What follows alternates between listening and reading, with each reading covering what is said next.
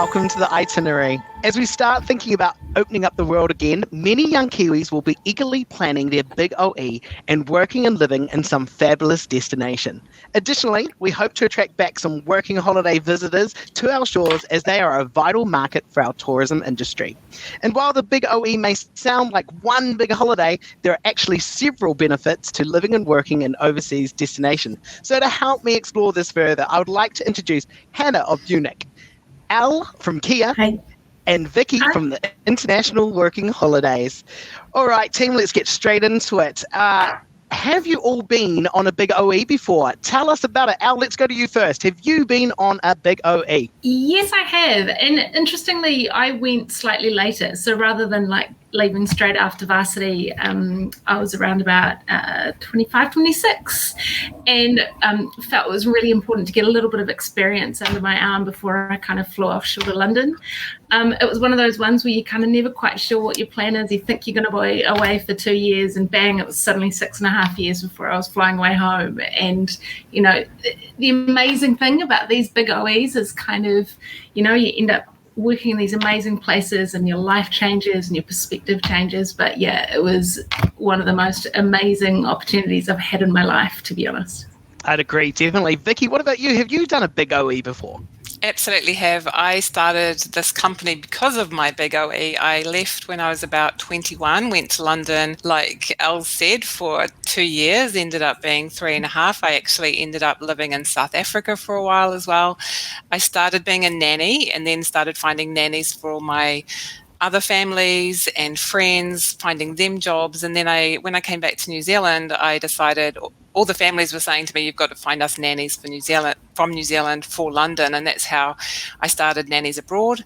And then a few years later, we started with Camp America and then Volunteer Adventures overseas. And so it was all started from my desire to help people in New Zealand actually go overseas, get a proper experience away from friends and family, make decisions on your own, away from your protective sort of bubble of your friends and family, helping you make decisions, earning money on your own, and not just being a tourist, you know, actually going and living and working in another country. And it was huge. I mean, it's changed my life.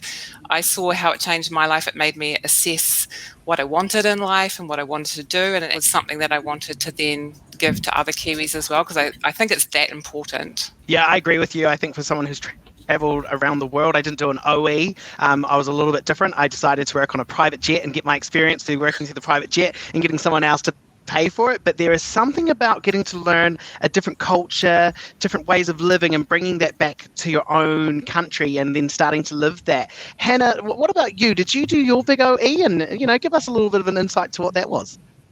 Yeah, so I, at 18, kind of left high school and just did not know what I wanted to do. So I found an opportunity to work in a prep school in the UK. So I was in charge of 58-year-old boys. And I went into it thinking, oh, when I do this, I'm going to become a teacher, or like kids are going to be my, you know, future.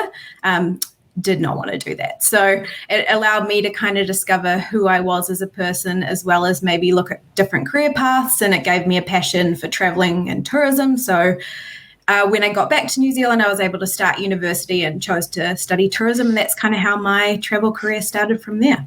Crazy. You and I have a little bit of a similar story. I actually did my postgraduate and secondary school teaching, but quickly learned when I got into it that that was not what I wanted to do. Yeah. So it's awesome to see that all three of you have obviously done your big OE. You know, Vicky, what brought you back to New Zealand? Because obviously you could have stayed over there, but what brought you back? I mean, I guess I miss New Zealand. It makes you very patriotic when you go overseas. You weren't before, especially as a young person, sort of under 30, you don't even think about it. But when you're over there, you suddenly get into the rugby and the All Blacks and supporting New Zealand teams at the pubs in the UK. And then you go to South Africa, or like I did, and everyone wants to know about New Zealand and just all the people asking you about the country. You suddenly become very, very patriotic, where you may not have been so much before. So I think I just wanted to come back and I missed home, I guess, after 3 years. It was hard coming back, though. It was really hard coming back after living in London and South Africa to actually get back. I was originally from Wellington, so I had to move to Auckland because Wellington was way too small. So, yeah, it was a big adjustment coming home.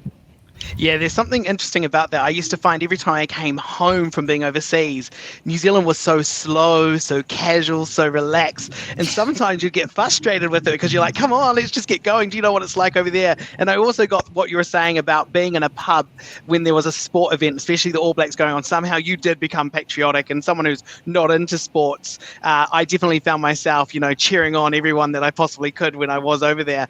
Hannah, what about for you? Obviously, you've returned for obvious reasons, but what was your main reason for coming home? My visa ended, sadly. That was probably actually the main reason I came home. Similar to Vicky, that draw back home to kind of being with my friends and my family, and wanting to kind of look at how I was going to start my career and go from there. So it gave me a year to kind of really figure out what I wanted to do with my life. So I appreciated it for that. Nice. Oh, well, fair enough. Visas do end. Yeah. And Al, what about you? Yeah, same. Like even in our Kia research, like echoing everyone else, lifestyle is such a massive driver of why Kiwi often want to come home. But my big thing was I missed the beach. You don't quite get the beach in London, so I really miss the outdoor life, which, we definitely focus on making the most of now. No, but you definitely do get beautiful grey skies and rain. Yes. Vicky, you brought it up before, how it can be difficult to come back to New Zealand. What assistance is there for Kiwis transitioning back into New Zealand? I don't think there's much at all, and we actually focus on reverse culture shock quite a lot with our Kiwis that have been even overseas for 3 months. It's just such a big sort of reverse culture shock. They've been thrust into another culture, and then suddenly they're coming home and they're finding it hard to readjust, because I think everything's different, especially in America, where if they go to camp, for example, everyone's encouraging and, you can be whatever you want to be, and there's none of this tall poppy syndrome, which does exist in New Zealand. And then when they get home, no one wants to hear about what they've done. Well, they do for maybe a couple of days, but they would talk about it for weeks and on end, and everyone gets sick of it. So they feel they can't tell everyone about what they've done because everyone's sort of still doing the same thing at home and not moved on, whereas they've grown and become more confident as a person, and they find it hard. But there's really nothing apart from the assistance that we offer by giving them tips and tricks, but there's not really much at all to help.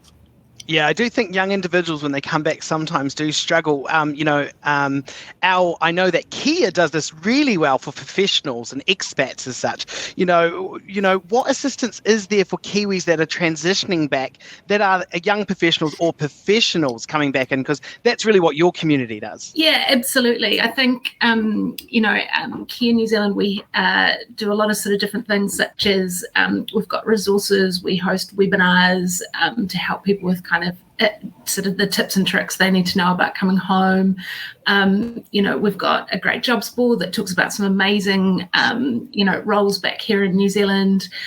We also kind of love to share stories of, some of these incredible Kiwi who have returned home and found jobs. But they're definitely, kind of to your point, Vicky, what a change that, a lot of people feel when they come home. And that reverse culture shock is a real thing. So we kind of work as much as we can to kind of connect people together at meetups and provide a real environment where they can meet other people and come home quite prepared about, understanding, but also inspired to come home by the great opportunities there are still here.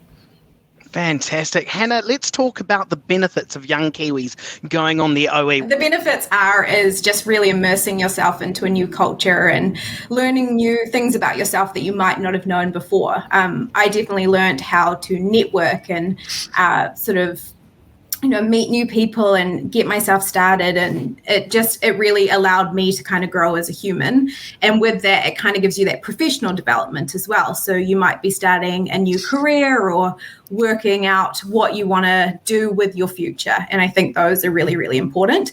But my favorite thing about working holidays is actually just that it is a very cost-effective way to travel, so that you're earning money, which allows you to then kind of do more. You're not just going to a location, spending all your money and coming home. You kind of have an opportunity to space that out over a period of time. The main thing for me is getting 5-star experience or training in a job that they couldn't get in New Zealand. So it's an opportunity to work in areas that aren't really available in New Zealand, and also like Hannah said, it's a cultural difference, even though we kind of think we know everything about America and England, which are kind of the two places in Canada that we send, is that we don't actually know it's more than what's on TV. So it's getting to live and work alongside with other people from that culture, where if you're just there on a holiday, you don't actually get to know the people that you're living and working with as much. And for me, I see the confidence grow of every single person that goes overseas. So they go away often shy, often not wanting to speak in front of a group, and then they come home and they're more than happy to sing and dance in front of a whole group of people, which, especially with Camp America, they come back quite different after being immersed in that kind of situation for 3 months, 24/7. They come back so confident, and I'm always so proud of them when they come home, because they've grown as a person so much that now their parents hardly recognize them. So they went away this sort of shy, quiet person, and they've come back confident and outgoing and able to speak in front of a group of people, which is, really scary for a lot of people. I can see that pride in your face as you say it, which is just awesome. How important is it for Kiwis to stay connected to New Zealand, whether through overseas networks or connections with friends and family back home? How important is that? I think there's a couple of sides to it. It's, kind of to points that were raised earlier, we're often staunchly proud ambassadors of our country. We're wearing our Ponamu, our All Blacks jerseys to rugby tests in France. We're encouraging people to visit and buy our products, and really celebrating where we see things like brands like Lewis Road Creamery butter in supermarkets, or favourite Pinot Noir in restaurants, So we really bring that sense of home and that pride and that connectedness to Aotearoa and kind of every facet of our lives, be it kind of business or in our personal lives. And I think also being this kind of the small, slightly more isolated nation that we are, it's 2 degrees of separation, it's not 6. So we find it easy to find those connections to kind of people and family. And also we love that sense of familiarity. Connecting with someone from home, it's so easy to do that in our culture. And I think, from that, there's a reason why our flat whites have really taken over the world. It's kind of that connection that we love. And also I think... Selling it to me. I know. The other side of it too is actually, we see it in our Kia surveys, is that Kiwi always want to come home. So even after 20 years offshore, that intention to come home is still there. And I think because of that, Kiwi really want to remain connected and find out what's happening with other Kiwi around the world, and also how Aotearoa is changing, what new opportunities there are at home as well. Yeah, I think that's really interesting. How does Kia help people stay connected? Because that's something you do really well. So how do you do that? We've got kind of lots of different facets. We've got, we really encourage people to join our community. We send updates, obviously, kind of every month in our community newsletters about incredible Kiwi all across the world. We have our World Class Network and awards, which kind of really celebrates Kiwi doing amazing things offshore. We've also got Kia Connect, which is incredible. It's essentially our ability to connect New Zealand businesses with people in, all over the world, to be able to help grow their export businesses, which is just amazing. And it sounds like you're doing all the right things. And look, for someone who has many expat friends, they love staying connected that way. Look, Vicky, people often say that New Zealand employers love hiring people who have overseas experience. Is there any truth to that? Very much so. We find that the employers will look at their Camp America or their Resort America experience on their CV over and above their education. So they'll actually say, oh, you did Camp America, that's amazing. And they'll talk about that before they even talk about their degree. And I hear that time and time again. So it's something that employers see as you've gone away overseas by yourself and lived and worked in another country by yourself.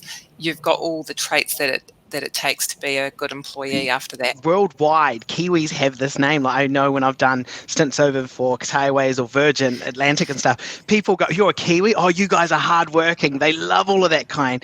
They just love to get in it. Hannah, is New Zealand a great place for young working holiday visitors? Definitely. I think New Zealand has something that other countries don't really offer, in that being a smaller country, you really can see a lot more during your time here. And just the the opportunities and what you can do, you really can work work the season. So, you've got your summer jobs and hospitality, your fruit picking and sort of your spring, autumn, and then you've got your agriculture, and then the ski season work as well. So the opportunities that are available in New Zealand versus other countries that offer working holidays are amazing. And it's the lifestyle in New Zealand, right? Like as Kiwis, we all know we live this very casual lifestyle, and I think a lot of Americans in particular seek that, of just sort of being able to step back a little bit, and New Zealand offers those opportunities. I'd agree about the casual lifestyle. My partner still freaks out when he sees people down the street walking in bare feet. He's just like, what's that from? He's from the Philippines. It just does not happen. Vicky, what's your thoughts? Is New Zealand a great place for young working holiday visitors? What's your opinion? Yeah, absolutely. And we've seen it over the years up until last year. So many people come here to work. There's always seems to be lots of jobs available, which is cool. And why wouldn't you want to come here and spend an amazing time looking at all the amazing scenery? I mean, Americans kind of think that they have everything. They think they have the lakes and the mountains and the ski fields, and they kind of do. But I think New Zealand's got this uniqueness about it because as Kiwis, we're so friendly and approachable, and we always hear that, don't we? So we make people feel welcome, and I think there's nothing really like that anywhere else in the world. No, I'd agree. What do you think the benefits, you've touched on them, can working holiday visitors bring to New Zealand? It gets back to the culture again. They're bringing some of their culture here to New Zealand, and they're taking some of New Zealand culture back overseas, back to their home country. And it's like when we send people to America, they bring that back to New Zealand, and they tell friends and family. It wasn't like there's not guns everywhere like you think, and all that sort of thing. And they learn a little bit more about the American culture that's not what they've learned on TV. And I think the same with New Zealand. Like they'll go back home and they'll tell everyone all about the time that they had and what they saw and what they experienced, and all their friends. It's like, it's the same old thing. You listen to their friends over and above anyone else. Yeah, I agree. And I think it creates a service of excellence. When we bring in individuals from outside of New Zealand and we bring them in here, it gives us a higher standard of service because they do things differently and we get to learn from them. But at the same time, they get to learn how we do things differently. Hannah, I'd be interested to see what your view is. What do you think the benefits are to a holiday visitor and bringing them here to New Zealand? There's so many benefits. I think the big one is obviously that it boosts our youth market, and that working holiday makers make up majority of that backpacker market that come to New Zealand. And with that, they are working in jobs that are hard for Kiwis to fill. So they're really helping out our horticulture, our hospitality, our agriculture sectors that really do struggle. And I'm sure, like you guys have probably seen in this last year, those sectors have really been struggling to fill those positions. So it's really highlighted that. It also creates a lot of jobs for Kiwis as well, right? So we're able to sort of create different positions for Kiwis to help those travellers once they get here. And once they're working here, they're earning money, which with that tax, that, they're paying tax that's helping our infrastructure. But the money they're earning also then goes back into those local little economies, because they're not just staying in our tourist hotspots. They're really getting out to those small and, like areas that a lot of travellers don't get to. So they do see a lot more. And I think Vicky really highlighted that they become mini ambassadors. So while they're here, they're really showing off the best of New Zealand, but then once they get home, they also really then continue to talk about it. And it's a reciprocal agreement. Them coming here also means, so if they're from the States, UK, Canada, it also allows Kiwis to then go to those countries and do a working holiday as well. So yeah, there's so many benefits. I could probably keep going on, but... Hey, look, we agree. We did a backpacking episode recently and we talked about the benefits, especially of the youth market and why, they're so important. So I think you've highlighted that just even more. Our final question to you, do expats coming here encourage Kiwis to go overseas? Yeah, absolutely. It's that same thing. They bring a little bit of culture with them and, take a little bit of us back offshore. It's an amazing opportunity for New Zealand to, kind of bring that diversity of thought and diversity of experience in. It's amazing. Oh, awesome. Thank you. Well, look, Vicky, we can clearly see how passionate you are to help Kiwis do their OE with your years of varied experience. And Al, you've explained how important it is for Kiwis to stay connected and how Kia can help us with that. So if you're watching this and you're an expat, or you want to stay connected, get in touch with them. And Hannah, you've shown us just how important it is to bring in migrants to fill our worker shortage as well. Thank you so much for your time today.